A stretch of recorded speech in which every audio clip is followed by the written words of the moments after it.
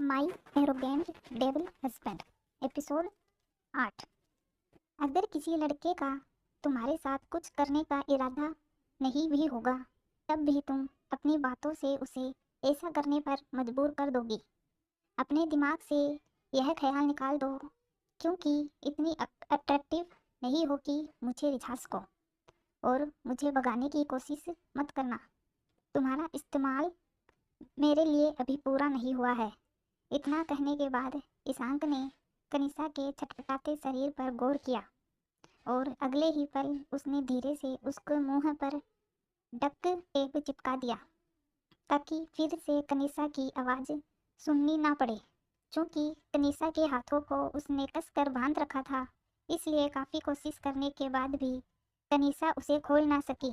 उल्टा उसकी बाहों में दर्द होने लगा। आखिरकार में हार कर उसने मुंह से आवाज निकालना भी बंद कर दिया, और अपने अंदर स्थिरता लाते हुए ईशांक के कमरे के हर एक कोने को देखने लगी। रोने की वजह से उसका शरीर भारी भारी सा हो गया, इसलिए नींद में धीरे धीरे उसने अपने आगोश में खींच लिया। दूसरी ओर ईशांक भी अपनी जिंदगी में आए अचानक इस हलचल से काफी परेशान हो गया था, इसलिए कमरे से निकलने के बाद भी वह वहां से कहीं नहीं गया, बल्कि दरवाजे से ही लग कर खड़ा हो गया। काफी देर बाद जब कमरे से कनिषा के शांत होने की आभा मिली, तब ही कहीं जाकर वो कमरे में वापस आया। दरवाजा खोलते ही उसकी नजर कनिषा पर पड़ी, जो गहरी नींद में सोई हुई थी। दिन भर के साथ से ईशांक कनिषा को इतना तो जान गया था कि कनिषा एक मैच्योर लड़की थी, जो सिवाय शोर करने और भागने के अलावा कुछ भी नहीं करेगी। इसलिए कमरे में चलते हुए ईशांक ने कोई आहट नहीं की, और जाकर उससे दूर सोफे पर बैठ गया। नींद तो उसे आनी नहीं थी, इसलिए स्थिर बैठे वो सीलिंग को देखता रहा। तभी उसे बेड पर से कुछ आहट महसूस हुई, जिससे उसने अपना सिर नीचे किया और बेड पर देखने लगा।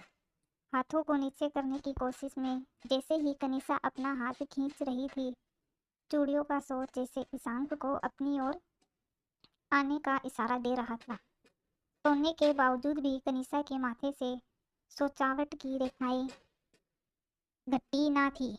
उसके भाव से ईशांक भी समझ रहा था कि हाथ बांधने के कारण उसकी बाह में दर्द हो रहा था, इसलिए थोड़ा झिझक के साथ ही लेकिन ईशांक ने उठकर उसके बाह खोल दिए।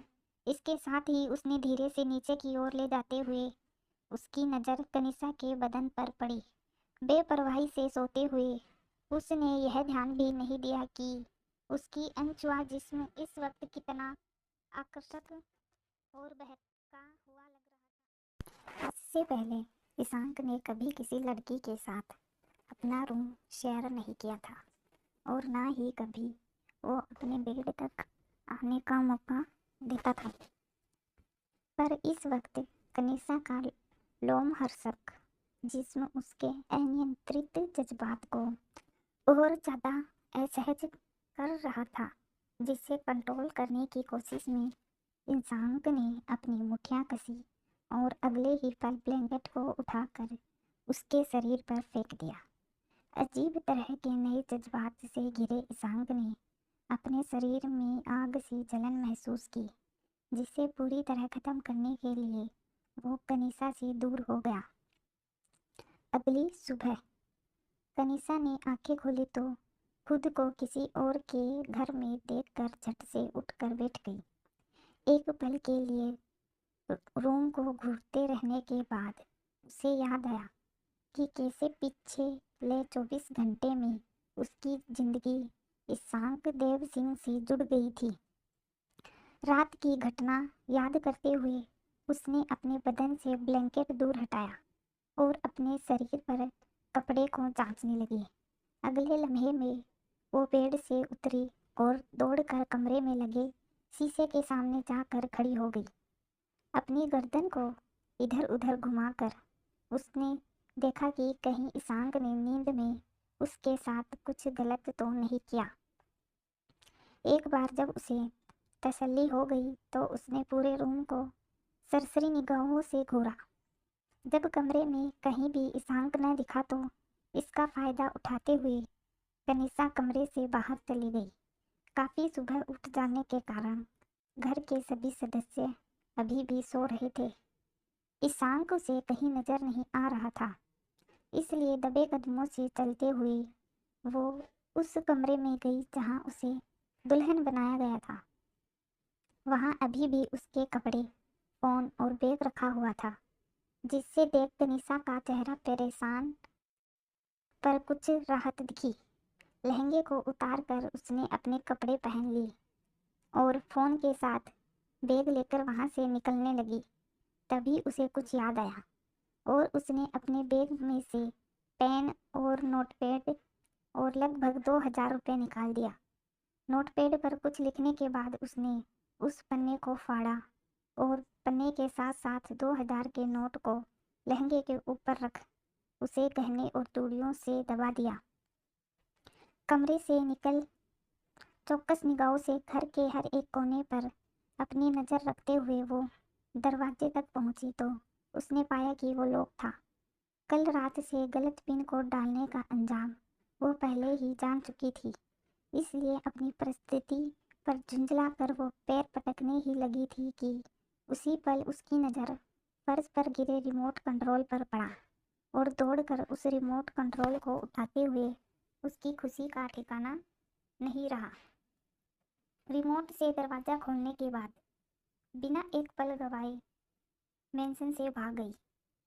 सड़क के किनारे दौड़ते हुए उसने इतनी बार पीछे मुड़ कर देखा कि उसके गर्दन में भी दर्द होने लगा।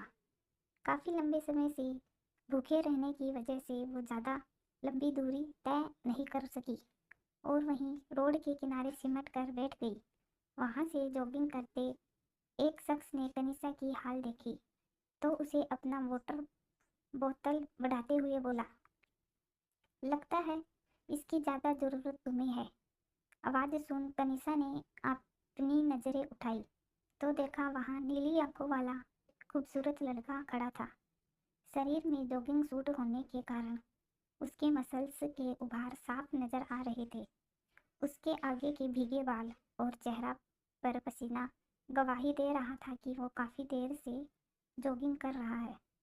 लड़का होने के बावजूद भी कनिसा उसकी खूबसूरती में खो गई, जिसे अनिश्चित की ही कनिसा के मुंह से निकला, वाह ये कितना खूबसूरत है। क्या आप गॉड मैसेजर हैं? मैंने आज से पहले इतना खूबसूरत आदमी नहीं देखा। कनिसा की बात पर वह लड़का हंसने लगा और अपने हाथ को आगे कर कहने लगा, नहीं मैं एक डॉक्टर हूँ, संस्कार। ओह डॉक्टर के इतना खूबसूरत। आह आई एम सॉरी। मैंने एक खड़ूस के बाद सीधे आपको देखा तो लगा जैसे एंजल सामने। मेरा मतलब ये नहीं है, आप मुझे एक बड़बोली लड़की मत समझिएगा। कहते हुए कनिष्का जैसी ही खड़ी हुई उसका सिर चकराने लगा। शरीर अनियंत्रित तरीके से लड़खड़ा गया और नजरों के आगे सब धुंधलापन में लिपट गया। सिर को झटकते हुए उसने जबरदस्ती अपनी आंखें खोलने की भी कोशिश की, लेकिन इसमें कोई वह कामयाब ना हो सकी और बेजान तरीके के सामने गिरने लगी। चूंकि डॉक्टर संस्कार उसके सामने ही खड़ा था, इसलिए उसने कनिसा की इजाज़त लिए बगैर उसके कमर में हाथ फंसाया और अपनी बाहों पर टिका कर गिरने से रोक लिया। कनिसा अपनी अधखुली आंखों से संस्कार को देखती रही, फिर धीरे से उसकी पलकें पूरी तरह बंद हो गई और वह खुद को गहरे समुद्र में गिरने जैसा महसूस करने लगी। दूसरी ओर ईशांक अपने कमरे में वापस आया तो बेड पर कनिसा को ना देख आंखों से ही कमरे का एक चक्कर लगाया, लेकिन जैसे ही वो वहां से चली गई थी उसे कनिसा के मुंह पर लगा टेप के अलावा कुछ भी ना मिला, जो उठने के बाद कनिसा ने मुंह से निकाल कर बेड पर ही चिपका दिया। कनिसा को घर से निकालने के बावजूद भी उसने अपने स्वाभिमान को अनदेखा किया और उसे वापस ले आया था, यह सोचकर कि एक लड़की सर्द हवाओं के बीच सारी रात घर के बाहर कैसे रहेगी। लेकिन कनिसा के इस हरकत ने उसे फिर से निराशा में डाल दिया। कल रात उसे घर के अंदर लाते हुए और इस वक्त भी ईशांक यह बात अच्छे से जानता था कि चाहे वो उसे खुद की परछाई भी क्यों ना बना ले, वो उसे छोड़कर कैसे भाग जाएगी, जैसे उसकी माँ उसके पिता को छोड़कर चली गई। वो अभी इन सब बातों के बारे में सोच ही रहा था कि तभी भागते हुए हलील कमरे में आया और उसने हाँफते हुए ईशांक से कहने लगा, आपने छोटी मालकिन को घर से बाहर निकाल दिया था, फिर भी उनके जेवर और कपड़े उस कमरे में रखा है और उनका पुराना सामान गायब है। मुझे लगता है उनके अंदर जिन्नात आ गया होगा। आधी रात को जिन्नात घूमते हैं। आपको उन्हें उस वक्त घर के बाहर नहीं निकालना चाहिए था। अब ना जाने जिन्नात उन्हें कहाँ लेकर। हलील कहते कहते तब खामोश हो गया जब ईशांक ने अपनी बर्फ सी आंखों से उस पर एक नज़र डाली। उसकी आंखों की चेतावनी को समझ हलील ने सिर झुकाया और वहां से जाने लगा। तभी ईशांक की गहरी आवाज उसके कानों में पड़ी, जिसे रुक कर वो सुनने लगा। मेरे कमरे की सफाई कर देना और डैड की मेडिकल रिपोर्ट ले आओ। आज मैं खुद ही उन्हें हॉस्पिटल ले जाऊंगा। जी छोटे साहब, हलील ने जवाब में कहा और तेजी से भाग गया। उसके जाते ही ईशांक ने दरवाजे पर लॉक लगाया और चेंजिंग रूम की तरफ बढ़ने लगा। फिर ना जाने क्यों उसने अपनी निगाहों को मोड़ कर बेड पर एक नज़र देखा। बेड पर बेतरतीबी से रखे ब्लैंकेट में जैसे उसकी आंखों के आगे कल रात की सारी घटना याद दिला दी।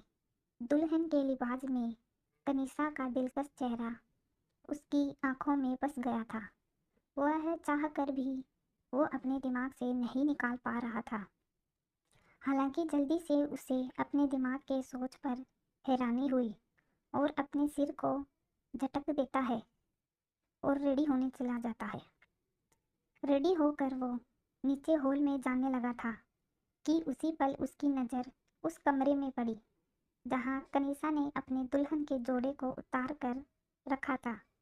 पहले तो उसने उस पर कोई ध्यान नहीं दिया, लेकिन जब वो सीढ़ियों तक पहुंचा, अचानक उसने अपने कदमों को उस कमरे की ओर मोड़ लिया। कमरे के अंदर दाखिल होते ही उसकी नज़र सोफे पर रखी उसकी पहनाई हर एक चीज़ पर पड़ी, जो कनिषा ने यूं ही उतार कर फेंक दिया था।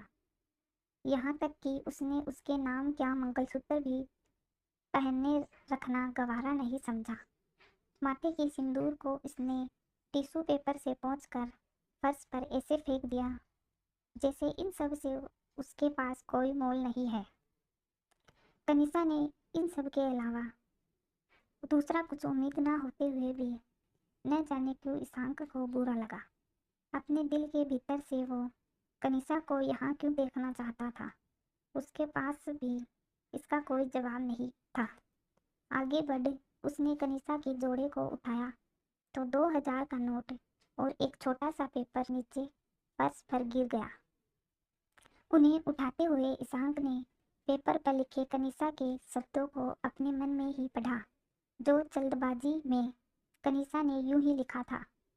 जो 2000 का नोट वहाँ पड़ा है वो रात भर का रेंट है आपके रूम का। आप मुझे आधी रात के बाद रूम में लाए थे, इसलिए किसी होटल में घंटे के हिसाब से 5 घंटे का इतना ही होता है। अब मेरे सिर पर बस 6 करोड़ का कर्ज है, वो भी मैं चुका दूंगी। और एक बात, भले ही आपने मुझसे शादी कर ली है, लेकिन मैं कभी भी आपको अपना हस्बैंड नहीं मानूंगी और मेरे पीछे आने या ढूंढने की कोशिश भी मत कीजिएगा, क्योंकि मेरे लिए आप सिवाय घमंडी इमोशनलेस सीओ के अलावा कुछ भी नहीं है। मैं आपकी सोच से भी ज़्यादा नफरत करती हूँ आपसे। अच्छे से अलविदा कहने के लायक आपने कोई काम नहीं किया है, इसलिए जहन्नुम में चले जाइए। और आपने कहा कि मैं सुंदर नहीं हूँ, खुद की शक्ल देखी है, मोनोनिक्स डायनासोर जैसे लगते हैं आप। एरेगोंट टिनमेन। आगे क्या होगा जानने के लिए मेरे साथ बने रहिए। My arrogant devil husband. FM love story.